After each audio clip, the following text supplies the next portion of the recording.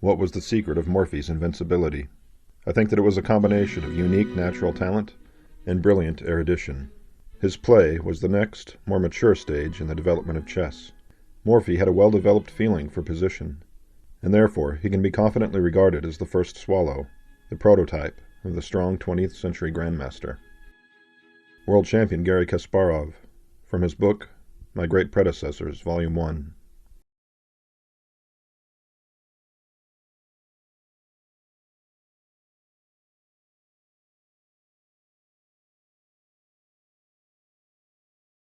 Well, one of the myths about Morphy is that he grew up just a prodigy who sprang to life in the middle of the boondocks, but that's not the case.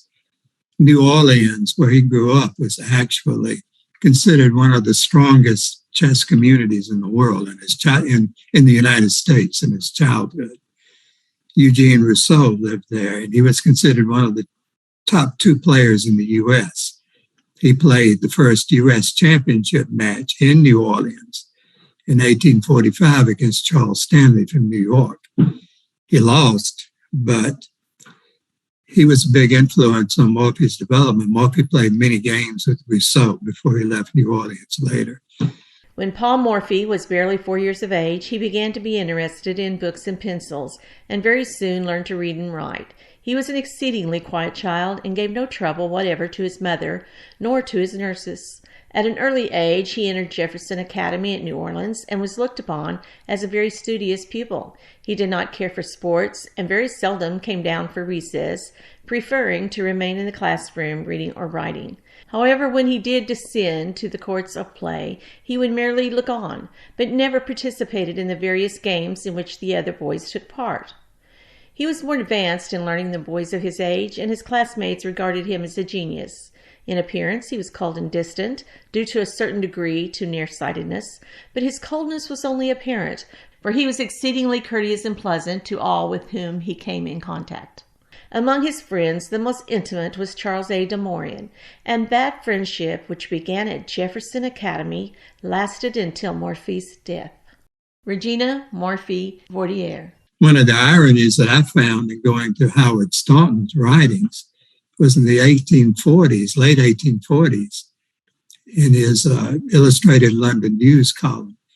He told a correspondent, "There's a good deal of chess play we understand in New Orleans," not knowing that little Paul Morphy was, 10 years old when he wrote that. But there were several very strong players. Paul's uncle, Ernest Morphy, was actually a player of some national reputation before Paul was ever heard of. So he grew up in a very strong chess community.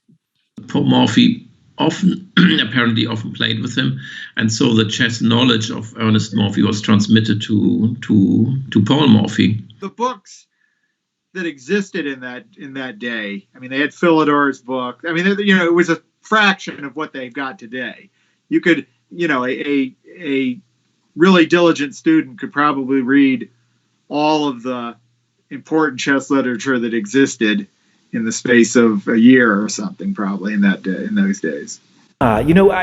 He learns chess by watching his father and uncle play at these parties at their house. I mean, they entertained often in a city that was known for entertaining. And so people would come to their house regularly and they would play these games. They would play whist, they would play chess, and he would watch. And he seems to have picked up the game quickly, pretty much on his own from watching them play. I think that his reputation began with Ernest Morphy. Ernest Morphy was considered one of the best chess players in the city.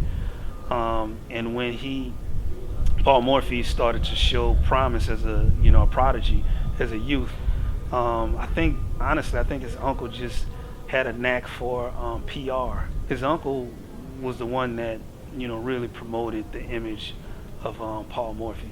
Yeah, Ernest Morphy is interesting. He is Paul's uncle, Alfonso, his father's brother, and he's always at these parties. He's also a leading member of the New Orleans Chess Club, which is kind of the core organization that is important to the story of Morphy. And really, it's that organization, under the leadership of Ernest, that is going to kind of be the champion for Paul Morphy's greatness and wanting to kind of spread that. He seems to be one of those relatives who ties his reputation up with the success of one of his relatives. I mean, we all have seen those in sports and games and various things like that. He is one of those guys. He, through the chess club, is going to write letters to other chess clubs around the country, and is really going to be the original vehicle for other chess clubs realizing that there is this Southern prodigy kid, and is going to be responsible for doing a lot of that. At the same time, he is an upper crust New Orleanian, and so he is also going to be spreading that reputation throughout the city. And again, the city is always important in this story, because New Orleans is this kind of self-contained place, and you do have this upper crust life, and your mother cares very much about what you are looked at in New Orleans, and Ernest is very much part of that as well. He was really considered one of the first child prodigies in many ways, and I think he was dubbed that by Winfield Scott, the great American general, who was nicknamed Old Fuss and Feathers. As he got older, he was called Old Fat and Feeble because he could barely get on his horse. But he had come into New Orleans, and I think Morphy was around 9 years old. And Winfield Scott was interested in chess and wanted to play somebody at a fairly high level. So arrangements were made, and the next day this scrawny little 9-year-old comes in, and Winfield Scott was quite insulted about this boy coming to play him, a general of great American note. And Winfield Scott was beaten, boom, boom, boom, boom, boom. And he was just taken aback and said, this is a prodigy. New Orleans is a hub of life in the South. I mean, it is the largest port in the South. And so it's also going to receive a lot of people from elsewhere. Chief among them, a lot of Southern luminaries, military luminaries. The most prominent among them is going to be Winfield Scott, the military man and future Confederate general who fancied himself a kind of chess master. And Winfield Scott comes to these parties when he's in New Orleans and just gets hammered by the kid. And that is going to be the first time that Morphy's legend starts to spread beyond the bounds of the city, as Winfield Scott, who is very much an amateur and is very much somebody who is in military circles, is going to kind of start talking about this kid when he goes around the country. ChessBase has 403 Paul Morphy games preserved in their database.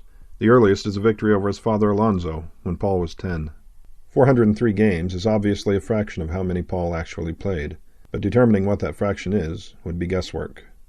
Lowenthal referred to over 50 games played between Paul Morphy and Eugene Rousseau alone, with Morphy winning 90%, but I was only able to find 2 of those games preserved in the database. We cannot see his chess play until he is around 10 years old, but Lawson believed Paul began learning the game before the age of 6. Chess was handed down to Paul from both sides of the family. On his mother's side, he played against his grandfather, Joseph Le Carpentier, and uncle, Charles Le Carpentier. His father Alonzo played as well, though his uncle Ernest was the strongest player in the family, and perhaps second only to Eugene Rousseau in all of New Orleans, a chess city among the strongest in the country. While the May 1904 Evening Post put Paul's age at around 10 when he defeated General Winfield Scott, Lawson determined his age to have been 8.5. By 9, Paul created the only chess puzzle he is known to have composed, and at 10 he calculated a mate in 4 against Dr. Camille Rizzo. ChessBase's 4th entry for Paul is at 12 years old, when he defeated Charles Le Carpentier, even after giving him rook odds, which meant starting the game without his A1 rook. Paul found checkmate in 13 moves. In his 1860 book on Paul Morphy, Johann Lowenthal wrote, quote, "We are told that even at that time the boy gave evidence of genius and originality. He did not rest upon precedent, nor pay any great regard to established forms of opening, but used to get rid of his pawns as quickly as possible, regarding them as encumbrances, which prevented the free action of his pieces. A very short experience, combined with his rapid insight into the principles of the game, soon corrected that habit, without impairing the boldness and decision from which it sprung." As for Paul's chess puzzle, there was apparently some doubt over the years as to whether he composed it. Philip W. Sargent labeled the puzzle as Morphy's alleged problem. Lawson referenced Charles Morian, who felt, while he could not be certain, that Paul did not create the chess puzzle. Lawson wrote, quote, "Unquestionably it is Morphy's chess problem, and his only one." Ernest Morphy sent it, along with a game of Paul's, to the New York Clipper in a letter dated June 10, 1856. Both were published in the same month. And while his father and his uncle surely coached him at various points, by the time he gets his own seat at the chessboard, he doesn't really need any of their help. He is beating them relatively easily. And it was those parties that are going to establish him as a star in the city. And there really are two fronts to his stardom. One is citywide and the other is chess-wide. One is kind of internal and one is external. In the city, the center of chess life was the New Orleans Chess Club, and the best player in the city was a guy named Eugene Rousseau, who he beat relatively regularly at these parties. He beat most of the judges in the city who came to these parties, the kind of upper crust of New Orleans society. He would beat them regularly, and so his reputation as a child prodigy in New Orleans was relatively secured. The first mention of Morphy's name in French chess was in December of 1841 in the Revue Palamede. Saint-Amant took back the magazine after La Bourdonnais died. Saint-Amant quoted Ernest Morphy, Paul's uncle. He quotes him as the stranger of the Palamede. He exchanged correspondence with Ernest over several years, and in 1851 there is a new chess magazine in France called La Regence. Ernest Morphy sent the first game known in France, played by Paul Morphy. It was a game Paul Morphy played against Eugene Rousseau in 1849. At the time, Paul was only 12. It was an absolutely amazing game. It already showed a very particular style of Morphy's. People began to talk about Morphy in France. Horse racing and boxing have a better image in Britain because they've been there for longer. And boxing isn't seen as an immigrant game in Britain because it's coming from there. But in many upper class circles, it is that way there as well. I mean, you make a living doing something productive, not playing unless you have no other choice. We're still at the infancy of that kind of celebrity. Morphy is so often seen in chess circles that he is often given short shrift in this kind of celebrity sports culture, and he is really kind of one of the earliest celebrities in that realm that doesn't get talked about very much. I have talked before to the Louisiana Sports Hall of Fame about putting him. He's not in the Louisiana Sports Hall of Fame, which is crazy because he is the most important sports person of the 19th century, and is not there because they just don't see it in the same category as other kind of games and celebrities.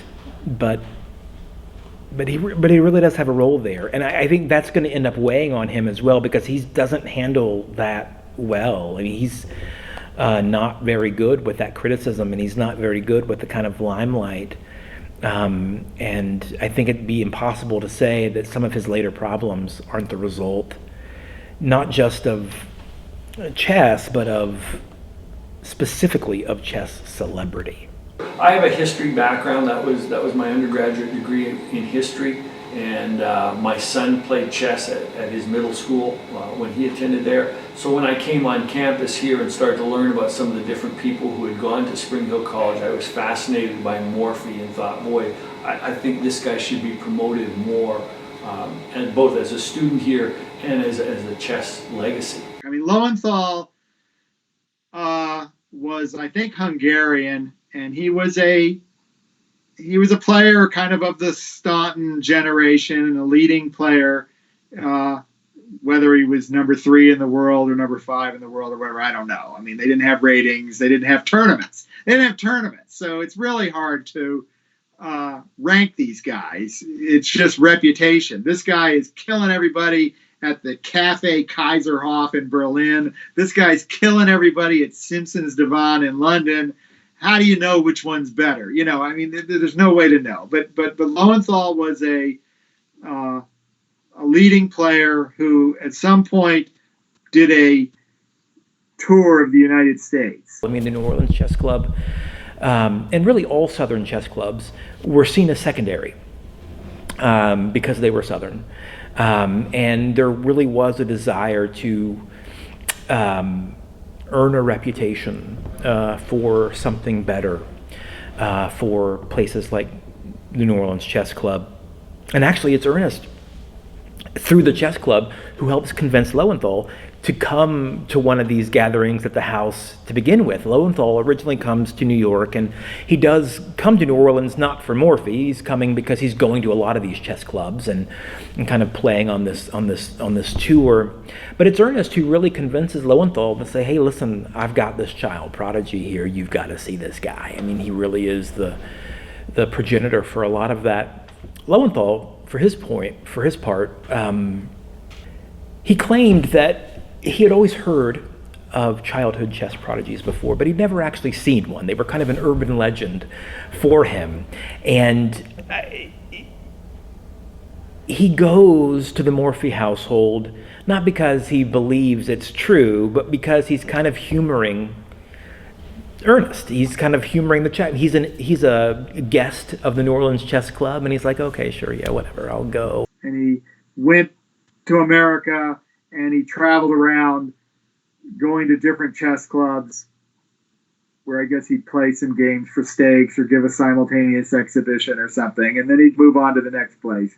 And he went to New Orleans. Paul Morphy was, I don't remember his age, too young to be going to the chess club, which is where men would drink bourbon and smoke cigars and do chess, not a place for a young boy. But while he was there in New Orleans, he was told, "Hey, it's great to have you here, but, our best player you actually haven't seen. There's this kid lives over on Royal Street. He's actually the best of us all." And so it was arranged for Lowenthal to go to Morphy's house and play a few games with him. And that's exactly what happened. And there's actually some uncertainty about how many games they played or exactly what the score was, but it was 2 or 3 games, and Morphy came out well in the games. Yeah, Löwenthal was an Hungarian player. I think he was born 1810. I'm not entirely sure, but I think it was at the beginning of the 19th century. And he later emigrated first to the US and then to London. And when he was in the US, I think it was 1850, he visited the family of Morphy and played some games against young Paul Morphy, casual games, not a real official match. We'll call them Skittles games. There was nothing at stake, and they were just playing some chess games. And Lowenthal was impressed. Wow, this kid's really good. On the 27th, I met Mr. Paul Morphy, then a youth, and played with him. I do not remember whether we played in all 2 or 3 games. One was drawn, and the other, or others, I lost. The young player appeared to me to possess chess genius of a very high order. He showed great quickness of perception, and evinced brilliant strategical powers. When I passed through New York, on my way to the great international tournament in London, I mentioned him to Mr. Stanley, and predicted for him a brilliant future. Johann Lowenthal. All chess players have egos, so I'm sure at some level, yeah, man, I lost to a little kid, but he also, he got over it. And as Morphy then became famous and was beating the other good players, Lowenthal may have kind of felt like, yeah, good. I had him first, and felt a certain paternal connection to him, if you will. And so they played a match once Morphy was the full Morphy. They played a match. Morphy beat him, but Lowenthal was fine with it. It was a good opportunity. And then the first really good book of collection of Paul Morphy's games was by Lowenthal. And So it was like the standard work on Morphy. If you wanted to, if it's, 1890 and you want to get a book of Morphy's games, Lowenthal's book would be the one you'd have gotten. But in these casual games, Paul Morphy defeated Löwenthal. And Löwenthal was at that time one of the best players in the world. Not the very best, but I think one of the top 5 players in the world. And so you have a 13-year-old boy, Paul Morphy, who defeated one of the best players in the world. And I think this is absolutely remarkable. Much more so because if you compare this to modern players like, Carlsen or Karjakin or modern young grandmasters or young players who become grandmasters at the age of 13, 14, 15, they have a long time of training, and they have computers and the internet and so on and so on. Morphy at that time didn't have this, but he was still able to beat a very, very strong player, and apparently managed to beat him convincingly. And later, when Morphy made his European tour in 1858, he played against Löwenthal again and defeated him in an official match. He's not offended, he's not bitter, he's just amazed that there's a kid who can do this. And so Lowenthal is going to become another one of those guys who is going to be a better advocate for Morphy, not because he's more devoted than Ernest, but because he is more famous than Ernest, because he has a better reputation than Ernest. And so if Lowenthal says it, then people are going to be more likely to believe that this is true. And he is going to be an advocate for Morphy over the next couple of decades. Lawson intimates, never really says, but intimates that there is also kind of a feeling that Lowenthal might see in Morphy someone who can best a lot of his European rivals. There's kind of a secret weapon in Morphy that he might be able to use in some way. But certainly both Ernest and Lowenthal are going to be two of his loudest proponents during his life and really help make his reputation. I mean, after his life, there will be others, Edge and others, but during his life, those are the two guys who really kind of secure his fame and legacy.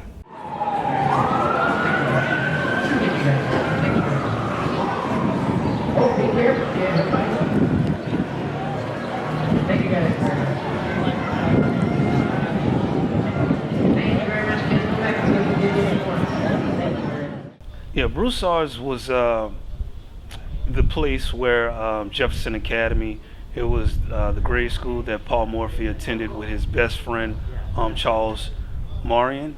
Charles Marion was a lot of people, that's where a number of the facts and sources from Paul Morphy's life comes from his best friend, Charles Marion, who he also went to school with in Spring Hill. Charles Marion could not recall when he first met Paul Morphy. His earliest memories went back to their time together as students at Jefferson Academy, found today within the restaurant, Broussard's, though Marion suggested that their friendship might have preceded their years at the school, as their families were friends. Reflecting on those days, Charles Marion described the young Paul Morphy for the New Orleans Picayune in an article published on January 17, 1909. He described Paul as, quote, a dreamy-eyed boy sitting at his little desk, his elbows on the boards and his palms supporting his chin, plunged in deep thought. Morphy was always thinking, and there was a depth in his dark, soulful eyes that it was hard to fathom. Every morning he would leave his father's fine home in Royal Street, and, with his bundle of books hanging on a strap over his shoulder, would take his way up to Jefferson Academy in Bourbon Street. Charles went on to describe Alonzo's concerns for Paul, after confirming that Paul was always studious at school, and that, while he had a good head for mathematics, he preferred literature. He says that Paul was physically too weak to play the rough games that the boys enjoyed playing in the courtyard. Worried about his son's delicate physique, Alonzo hired a famous fencing teacher to work with Paul. Marion says Paul dedicated himself to fencing with the same focus he gave all endeavors, and became quite a good swordsman, continuing his lessons even while at Spring Hill College. In 1850, the same year he defeated Lowenthal, the 13-year-old Paul finished his courses at Jefferson Academy and his application was sent to Spring Hill College, where he would attend with his brother Edward and his best friend Charles Morian. This was my next stop as well. We have the longest continually used baseball stadium in America here. And it was, the college was started in 1830, but they really believe that some of the priests went from here over to Cuba and taught baseball to the Cuban people there. There's some fascinating things. There's wells all over campus here, and allegedly these wells have tunnels in them and were used with the Underground Railroad at one time. And of course, Dr. Martin Luther King speaks about the support he received from Spring Hill College and the students and the faculty in his famous letters from Birmingham jail. So there's a great history here of social justice on campus. Yeah, he grew up in quite a privileged background in New Orleans. I think his father was a politician, went on to be Attorney General, I think, at one point. So he came from a very good background, well learned. He was a student here, graduated here from Spring Hill, then stayed on to get a subsequent degree. Would be considered one of the brighter students to attend campus here. So this is the Sodality Chapel, and we're here because Paul Morphy and his brother were members of the Sodality. They were students from New Orleans, and New Orleans was the source, the feeder for the majority of students here at Spring Hill College. And the Morphys and their mother's side, the Carpentiers, were from New Orleans, the Creole families there. And so they came to Spring Hill College with many other students from New Orleans, and they became members of the Sodality. And the Sodality built this little chapel in 1850. The members of the Sodality and their leader built this chapel in 1850. So it's called the Sodality Chapel. And the Sodality was like a fraternity, but a fraternity for religious growth. They had special devotions they would do, some as a group, some individually. And Paul Morphy was always proud to be a member of the Sodality.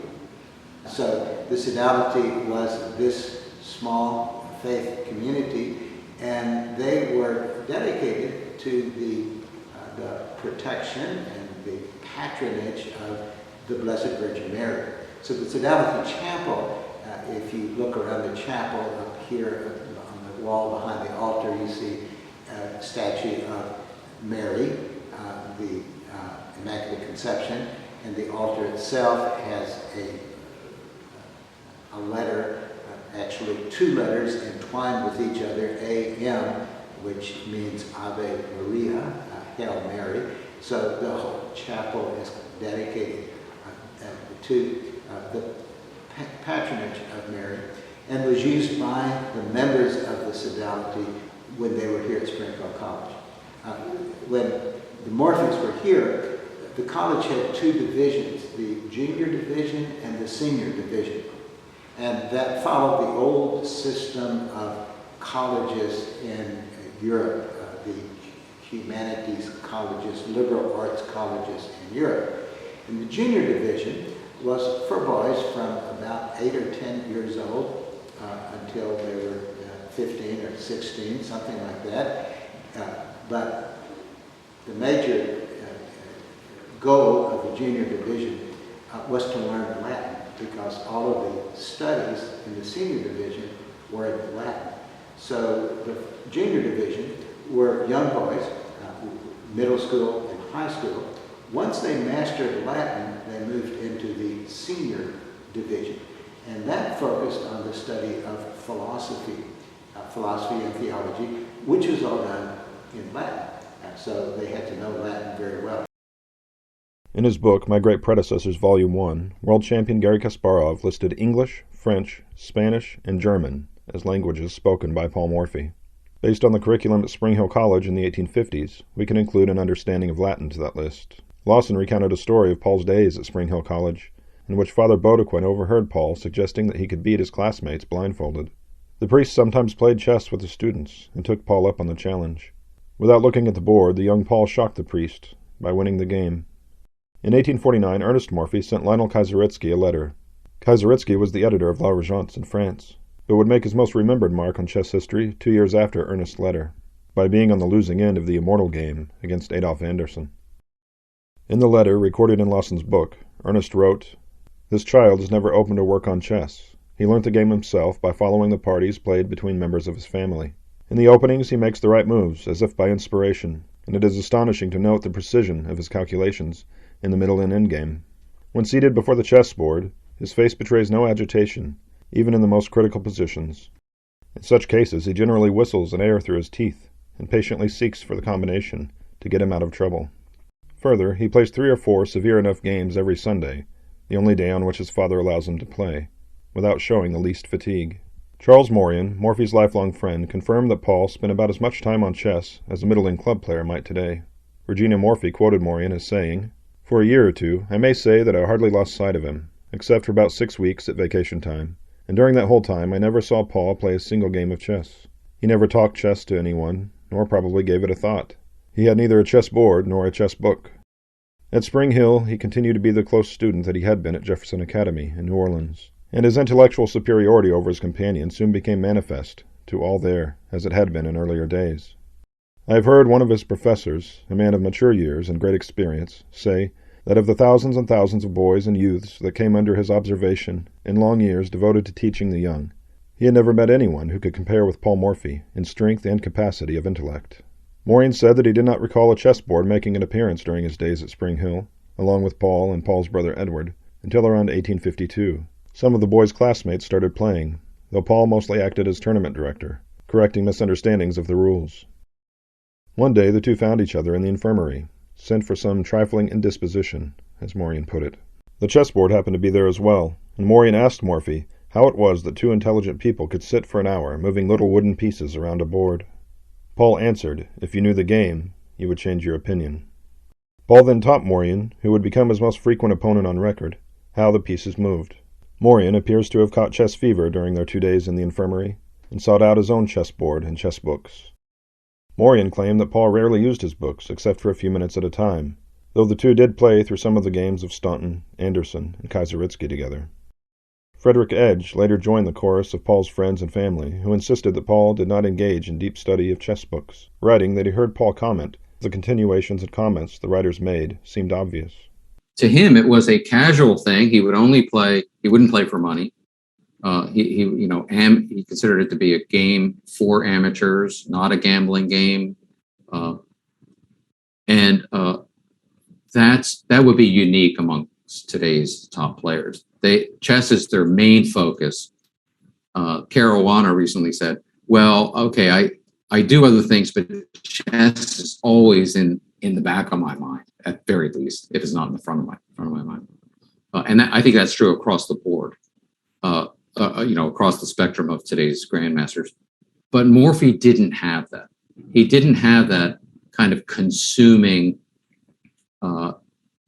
focus on chess. Just comes back, and it almost makes his accomplishments that much more amazing that it is just something he likes to do, which seems crazy that you could accomplish what he accomplishes as a secondary kind of hobby.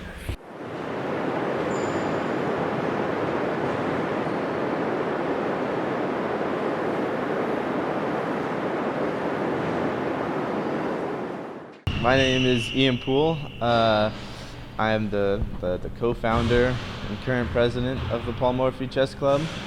I used to play in high school a lot. I was never very good, but it was always something I really enjoyed. And over quarantine, I also really got into the sport a lot more, just considering I had nothing to do. So I played a lot of online chess.